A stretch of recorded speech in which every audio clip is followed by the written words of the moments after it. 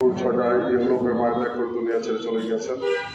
তারা তার মাঠঘাট কামনায় বাংলাদেশ জাতীয় স্বেচ্ছাসেবক দল জামাত শাখার কর্তৃক আয়োজিত আজকে এই যে অনুষ্ঠান, এই অনুষ্ঠানের সম্মানিত সভাপতি জাতীয় স্বেচ্ছাসেবক দল জামাত শাখার সংগ্রামী আহ্বায়ক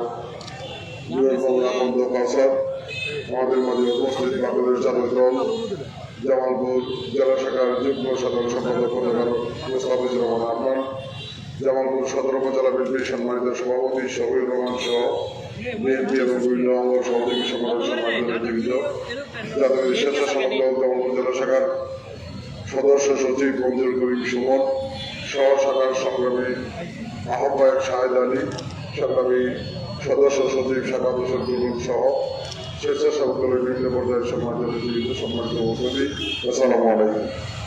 আমি আমার বক্তব্যের শুরুতেই গভীর শ্রদ্ধা জ্ঞাপন করছি যার স্মরণে আজকের আয়োজন বেগম খালেদা জিয়ার আত্মার প্রতি। আপনারা জানেন যে গত 30 ডিসেম্বর ভোর 6টায় খালেদা জিয়া ইহলোকের মায়া ত্যাগ করে দুনিয়া ছেড়ে চলে গিয়েছেন। বেগম খালেদা জিয়া বাংলাদেশের স্বাধীনতা যুদ্ধকালীন সময় থেকে জীবনের শেষ সময় পর্যন্ত স্বাধীনতা যুদ্ধ এবং যুদ্ধের পরবর্তী স্বাধীনতার মূলমন্ত্র গণতন্ত্র সুপ্রতিষ্ঠিত করার সংগ্রামে তার যে অবদান, এটা এই জাতি আজীবন শ্রদ্ধার সাথে স্মরণ করবে। 1971 সালের মহান মুক্তিযুদ্ধের সময় জিয়া রহমান যখন মান স্বাধীনতার ঘোষণা দিয়ে স্বাধীনতার সংগ্রামে লিপ্ত হন, তখন পাক বাহিনী বেগম খালেদা জিয়াকে গৃহবন্দী করে রেখেছিলেন। তার সেই সময়ের আদরের দুই সন্তান বর্তমান বিএনপির ভারপ্রাপ্ত চেয়ারম্যান তারেক রহমান এবং তার আদরের ছোট ভাই যিনি দুনিয়া ছেড়ে চলে গেছেন মরহুম আরাফাত রহমান কুকুর নাবালক ছিল। বেগম খালেদা জিয়া তার দুই নাবালক সন্তানকেও আগলে রেখে এই জাতির মুক্তিকামী মানুষকে মনের সাহস জুগিয়েছেন, প্রেরণা জুগিয়েছেন, জিয়া রহমানকে অনুপ্রেরণা জুগিয়েছেন স্বাধীনতা যুদ্ধ চালানোর ক্ষেত্রে। আমরা দেখেছি স্বাধীনতা পরবর্তী সময়ে জিয়া রহমানের নেতৃত্বে যখন এই বাংলাদেশে গণতন্ত্র সুপ্রতিষ্ঠিত হয়েছিল, এই বাংলাদেশ যখন দুর্ভিক্ষভরণ বাংলাদেশ থেকে উন্নত সমৃদ্ধ বাংলাদেশে রূপান্তরিত হয়ে বিশ্বের দরবারে একটি মর্যাদাশীল জাতিতে পরিণত হচ্ছিল, সেই সময় বাংলাদেশের অগ্রযাত্রাকে ব্যাহত করার গভীর চক্রান্ত হিসেবে জিয়া রহমানকে পরিকল্পিতভাবে হত্যা করা হয়। বেগম খালেদা জিয়া বিধবা হয়ে যান। বেগম খালেদা জিয়া তার দুই সন্তানকে নিয়ে সেই সময় নিভৃতে জীবনযাপন করছিলেন, কিন্তু 1982 সালে যখন স্বৈরাচার এরশাদ বন্দুকের নল দিয়ে স্বৈরাচারী কাদায় বিএনপি নির্বাচিত সরকারের মুক্তি হটিয়ে ক্ষমতার মস্তক দখল করেছিল, এই বাংলাদেশে আবার স্বৈরতন্ত্র কায়েম হয়েছিল, বাংলাদেশের মানুষের গণতান্ত্রিক অধিকারকে ধ্বংস করে দেওয়া হয়েছিল। সেই সময় এই দেশের গণতন্ত্রকে মুক্তির প্রয়োজনে, বাংলাদেশের মানুষের মুক্তির প্রয়োজনে বেগম খালেদা জিয়া গৃহিণী থেকে বেরিয়ে এসে দীর্ঘ 8টি বছর এই বাংলাদেশের মানুষের মুক্তির সংগ্রামে নেতৃত্ব দিয়েছেন, গণতন্ত্র মুক্তির সংগ্রামে নেতৃত্ব দিয়েছেন। আমরা সেই সময় দেখেছি সেই গণতন্ত্র মুক্তির সংগ্রাম থেকে অনেকেই সরে গিয়ে স্বৈরাচারের সাথে আঘাত করে 1946 সালে নির্বাচনে অংশগ্রহণ করে গণতন্ত্র মুক্তির সংগ্রামের সেই সংগ্রামকে বিভিন্ন খাতে প্রবাহিত করার চেষ্টা করেছেন। কিন্তু বেগম খালেদা জিয়ার আপসীন দৃঢ় নেতৃত্বের কারণে সেই সময় সারা বাংলাদেশের মানুষ ঐক্যবদ্ধ হয়েছিল। বেগম খালেদা জিয়া 3বার গ্রেপ্তার হয়েছিলেন, কারাভোগ করেছেন। এদেশের মানুষের উপর মুক্তির কথা বিবেচনা করে স্বৈরাচারের কাছে মাথা নত করে নাই। তার এই আপসীন নেতৃত্বে সারা বাংলাদেশের মানুষ ঐক্যবদ্ধ হয়ে 1990 সালে বেগম খালেদা জিয়ার নেতৃত্বে একটি সফল গণঅভ্যুত্থানের মধ্য দিয়ে স্বৈরাচারের মতো করে গণতন্ত্রকে মুক্ত করা হয়েছিল। আমরা দেখেছি 2006 সালে মনিরুল ফখরুদ্দিনের সরকার সেই সময় নির্বাচনকে বানচাল করে লোকের বৈঠা দিয়ে মানুষ করে বাংলাদেশে একটি অস্থিতিশীলতা তৈরি করে অনির্বাচিত মনিরুল ফখরুদ্দিনের সরকার কায়েম করা হয়েছিল।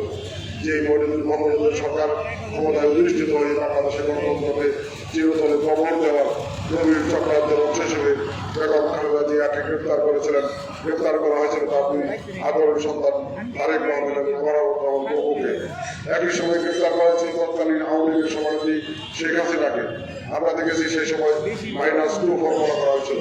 শেখ হাসিনা এই জাতির মুক্তির কথা বিবেচনা না করে শুধুমাত্র নিজের প্রয়োজনে সেই অনির্বাচিত সরকারের সাথে আঘাত করে এই দেশ ছেড়ে লন্ডন চলে গিয়েছিলেন। বেগম খালেদা জিয়া তার দুই সন্তানকে মৃত্যুর মুখে রেখেও সেদিন পরিষ্কার ভাষায় বলেছিলেন বাংলাদেশের বাইরে আমার কোনো ঠিকানা নাই, আমি বাংলাদেশের মানুষদের কোথাও যাব না। তার এই দৃঢ়চিত্ত নেতৃত্বের কাছে মনিরুল ফখরুদ্দিন সরকার পিছু হতে বাধ্য হয়েছিল। আমরা দেখেছি সেই মনিরুল ফখরুদ্দিন সরকারের সময় শেখ হাসিনা বাংলাদেশে ফেরত আসার সুযোগ পেয়েছিলেন এবং 2008 সালে একটি সাধারণ নির্বাচনের মধ্য দিয়ে ক্ষমতায় গিয়ে এই বাংলাদেশের নির্বাচন ব্যবস্থাকে ধ্বংস করে দিয়েছিলেন।